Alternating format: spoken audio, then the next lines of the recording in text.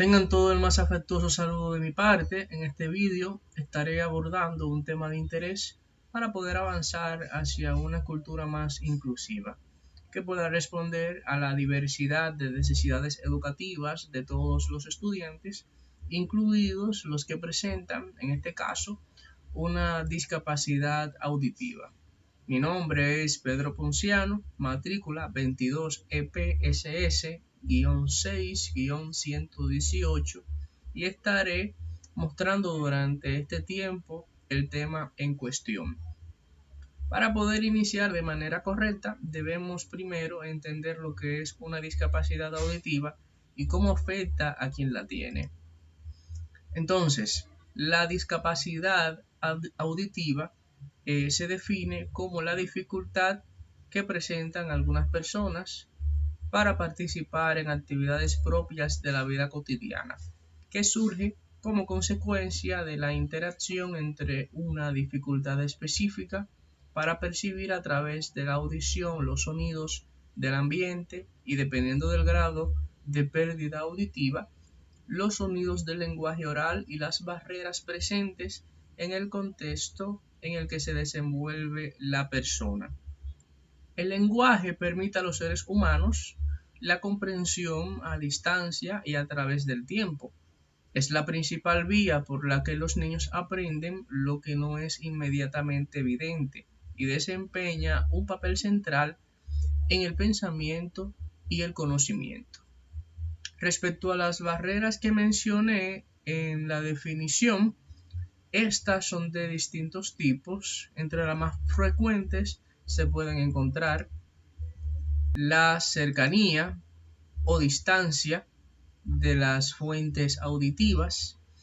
Si los sonidos son débiles o distantes, se presentará dificultad para su discriminación. También tenemos la interferencia de sonidos de distinto tipo. Cuando los lugares presentan mucho ruido ambiental, se tendrán dificultades para captar los mensajes. Y también tenemos las dificultades asociadas al lenguaje oral o escrito. Si una persona posee una pérdida auditiva severa o profunda y solo se usa como forma de comunicación el lenguaje oral y o no se le mira al hablar, se estará dificultando su comprensión generalizada de lo que ocurre en el contexto. Como se aprecia en la definición que abordé, el déficit auditivo no depende únicamente de las características físicas o biológicas del niño o niña, sino que se trata más bien de una condición que emerge producto de la interacción de este déficit personal con un contexto ambiental desfavorable.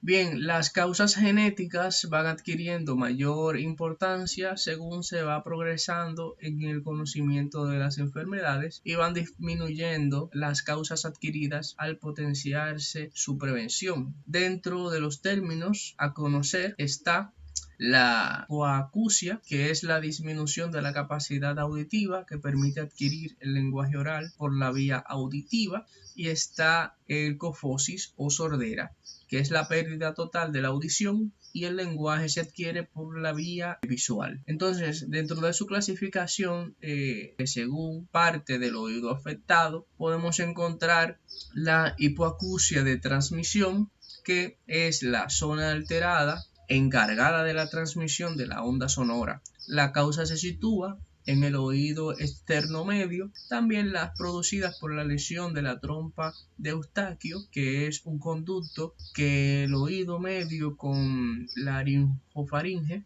Hay una diferencia de la transformación de energía en forma de ondas sonoras y ondas hidráulicas en el oído interno por lesiones localizadas en el oído externo o el oído medio. Está también la neurosensorial en el oído interno o en la vía auditiva. Se llama también hipoacusia de percepción y la causa radica en el oído interno, estructuras centrales del nervio auditivo, etc.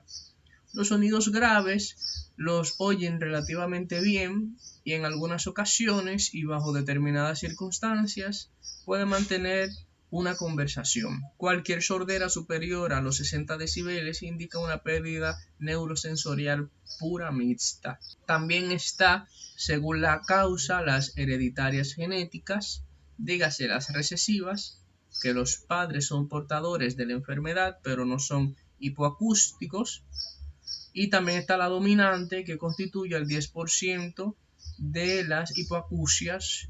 Uno de los padres es portador del gen afectado y es hipoacúsico. También están las adquiridas, donde se presentan las prenatales. Enfermedades de la madre durante el embarazo pueden ser causa de hipoacusia en el niño, sobre todo si se dan entre los 7 y 10 semanas. Entre las más graves nos encontramos con la rubeola, sarampión, varicela, el alcoholismo, etc.